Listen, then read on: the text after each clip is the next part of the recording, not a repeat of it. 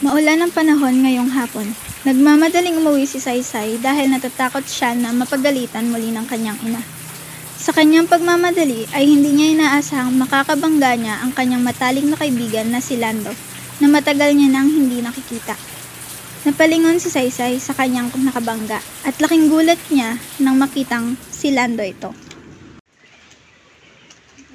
Uy, Lando! Kumusta ka na? Ang tagal na rin nung tayo'y muling nagkita.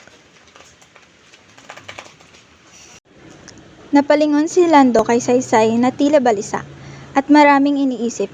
Hindi na siya tulad ng dati na masiyahin at laging nakangiti. Tila ba'y hindi na siya ang Landong kaibigan ko noon. Pasyensya na. Lando, may problema ba? Alam mo, Saysay, sumali ako sa isang fraternity, brotherhood.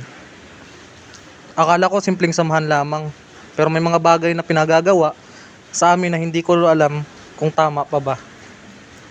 Minsan parang nawawala na yung tunay na kahulugan ng brotherhood dahil sa panahon natin ngayon, talamak na ang ganitong gawain. Hindi masama ang sumali sa ganyan, Lando. Pero hindi rin dapat mawala ang respeto at tama sa bawat desisyon mo. Ang tunay na brotherhood ay hindi lang basta patungkol sa pananakit o pagsunod sa mali. Ang totoo, dapat nagtutulungan kayo para umunlad at maging mabuting tao.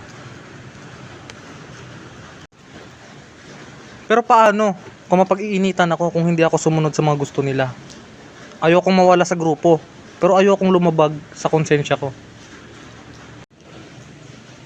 Pare, tandaan mo ang tunay na fraternity ay hindi puro karahasan, kundi nagpapalago ng pagkakaibigan at malasakit sa bawat isa. Kung ang ginagawa nila ay labag sa ethics o sa prinsipyo mo, wala yang pinagkaiba sa maling barkada. Ang kapatiran dapat may disiplina, respeto at pagkakaisa, walang takot o pamimilit. Doon napaisip si Lando. Sa unang pagkakataon, may nakapagsabi sa kanya ng malinaw. At sa kabila ng ulan, nagsimula siyang makita na ang pagiging kabilang sa isang brotherhood ay hindi tungkol sa bulag na pagsunod, kundi sa sama-samang paggawa ng tama.